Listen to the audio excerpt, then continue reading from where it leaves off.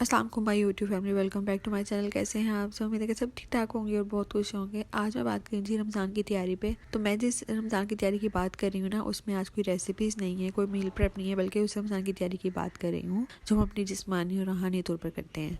रमज़ान आने में 10 से 12 दिन ही रह गए हैं। इन दिनों को कैसे यूटिलाइज़ कर सकते हैं वो भी आपके साथ शेयर करूँगी। जब रमज़ान स्टार्ट हो तो हम प्रिपेयर्ड हों, उसके लिए मैं काफ़ी देर से कुछ प्रिपरेशंस फॉलो कर रही हूँ जो मैं आपके साथ शेयर करूँगी। तो चलें जी व्लॉग स्टार्ट करते हैं। अच्छा, मैं आपके साथ ना एक इबादत रमज़ान मुबारक के लिए हवाले से एक बात शेयर करना चाहती हूँ। ये इतनी अच्छी किताब है कि इसके अंदर आपकी सारी की सारी इबादत लिखी हुई है रमज़ान के हवाले से। ये है ही रमज़ान के लिए। हर इबादत की रात जो जो इबादत की जाती है उसके बारे में भी यहाँ पे लिखा गया है।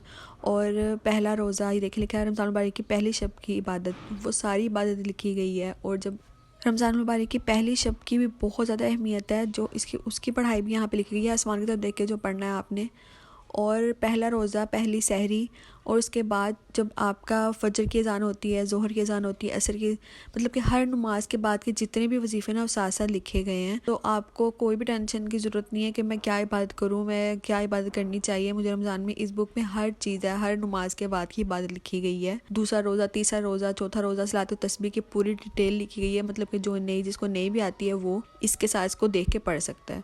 और ये बहुत अच्छी किताब है, जिसने भी लेनी है रमज़ान मुबारक से पहले पहले ले ले। इसलिए मैंने सोचा कि मैं आपके साथ शेयर कर दूँ इसी व्लॉग में। ये किताब मुझे तोहफे मिली थी। जो इससे पहले वाली किताब थी वो मेरे पास बहुत अरसा रही हूँ। मैंने काफ़ी रमज़ान जो है ना मैंने उसी से इबादत की। लेकिन फिर हुआ यूँ कि अम्मी ने ना इतनी ज़्यादा ये बुक्स लेके आई थी बांटने के लिए। रमज़ान मुबारक में अक्सर अम्मी करती थी, तो वो बुक, हमारी जो वाली बुक थी ना, वो मिक्स होकर किसी और के पास चली गई। फिर मुझे ये बाजी ने तोहफे में दी।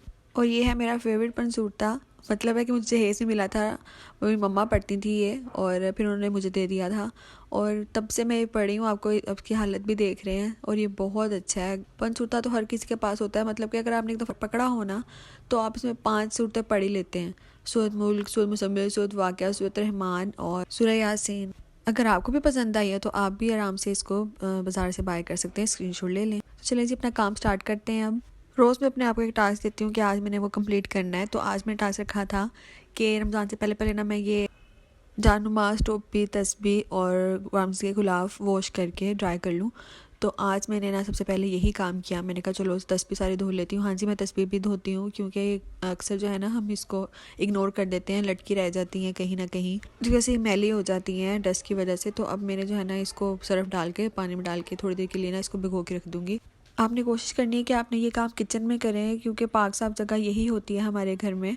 अब दूसरा काम हम कर लेंगे, अपनी टोपियाँ धो लेंगे। जितनी भी हमारी मर्दजात की टोपियाँ घर में पड़ी होती हैं उन सबको वॉश करने के लिए इसी तरह से पानी में सर्फ डाला। और फिर सबसे पहले जो है ना वाइट वाली टोपी धोंगी, तो ताकि किसी और टोपी का इसके ऊपर कलर ना लगे। तो इसको धो के साइड पे कर देंगे। और बाद में भी कलरफुल टोपियाँ जो है वो इसके अंदर डिप करके 5 मिनट के लिए तकरीबन भिगो देंगे, ताकि जितनी भी मैल शैल है वो सब कुछ निकल आए। और उसके बाद 3 पानी से इसको निकाल लेंगे ताकि इसमें कोई भी सर बाकी ना रहे। तो चलें जी अपनी टॉपिक की तरफ चलते हैं। अच्छा जी, तो रमज़ान में सबसे इम्पोर्टेंट चीज़ क्या है? रोज़ा है। स्टार्टिंग में थोड़ा सा मुश्किल होता है, इसलिए रमज़ान आने से पहले 3 काम हम लाजमी कर लेंगे। अच्छा, नबी करीम सल्लल्लाहु अलैहि वसल्लम रमज़ान का इस्तकबाल कैसे करते थे? आप सल्लल्लाहु अलैहि वसल्लम शबान से ही रोज़े रखना स्टार्ट कर देते थे। जितने नबी सल्लल्लाहु अलैहि वसल्लम ने शबान में रोज़े रखे हैं ना, इतने रोज़े साल के किसी और महीने में रखते नहीं थे। ये इस्तकबाल है ताकि हम अपने आप को इससे पहले तैयार कर लें। और या वसल्लम की शफ़क़त है कि ख़ुद तो कसरत से रोज़े रखते थे, और उम्मत को क्या कहा कि निस शबान के बाद रोज़े नहीं रखो, क्योंकि इसके लिए 15 शबान के बाद अगर रोज़े रखोगे तो कमज़ोर ना हो जाओ और रमज़ान की ताकत कहीं ख़त्म ना हो जाए।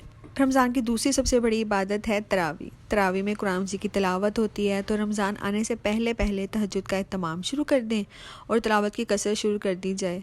तो हम भी रमज़ान आने से पहले पहले आदी हो जाएंगे तिलावत करने के, तरावी पढ़ने के और तहज्जुद पढ़ने के। तहज्जुद, और आपको पता है कि रमज़ान में तो हर चीज़ का डबल ट्रिपल सवाब हो जाता है। तो क्यों ना फ़ायदा उठाया जाए। अब भी से आदत डालेंगे तो रमज़ान तक इंशाअल्लाह ताला हमारी आदत पक्की हो जाएगी। तीसरा ये कि रमज़ान का महीना इसलिए फ़र्ज़ किया गया है हम पे कि हमारे से गुनाह छूट जाएं। तो शबान में ही गुनाहों से इज्तनाब करना शुरू कर दें, ताकि रमज़ान तक पहुँचते पहुँचते सारे गुनाह छूट जाएं जो हमें बुराई में मुब्तला करते हैं। शबान ही से इस बुराई को छोड़ने की कोशिश शुरू कर दें। ये 3 काम शबान में ही स्टार्ट करने हैं, ताकि हम सही मानों में जिस्मानी और रूहानी तौर पर तैयार हो सकें रमज़ान के लिए। तो जी बातों ही बातों में हमारी जो है माशाल्लाह से टोपियाँ वगैरह सब साफ़ हो गई थी। उनको हल्का हल्का सा मल लेंगे और फिर इसको भी हंगाल लेंगे।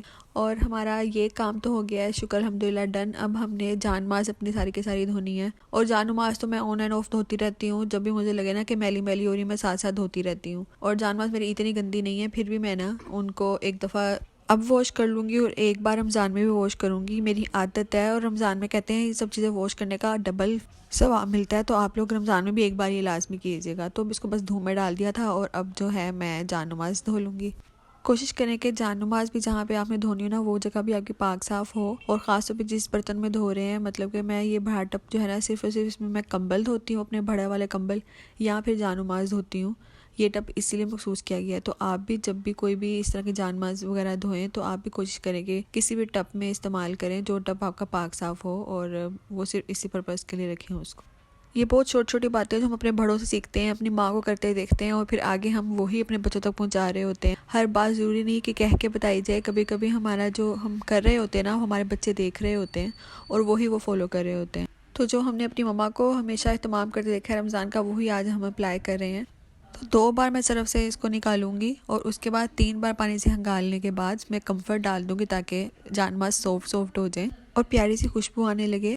बस इसे थोड़ी देर के लिए डिप करके रखूंगी ताकि ये अब्जॉर्ब कर ले और उसके बाद इसको ड्राई करने के लिए डाल दूंगी। ड्रायर में नहीं डालूंगी, डायरेक्ट धूप में डालूंगी, खुद ही ड्राई हो जाएगा क्योंकि आजकल बहुत प्यारी धूप निकल रही है। तो उम्मीद है कि आप लोगों ने भी अपने अपने काम जो है स्टार्ट कर दिए होंगे रमज़ान से रिलेटेड। और यही था जी मेरा आज का ब्लॉग। उम्मीद है कि आपको कोई ना कोई मेरी बात लाजमी पसंद आई होगी, और अगर पसंद आई है तो please like share and comment करना ना भूलें। और जो नए लोग हैं वो सब्सक्राइब कर दिया करें। Thank you. चलें जी, अपना बहुत ज़्यादा ख्याल रखिएगा। अगले लोगों के साथ फिर से हाजिर होंगी एक नए टॉपिक के साथ। अपनी दुआ में याद रखिएगा। तब तक के लिए अल्लाह हाफिज़।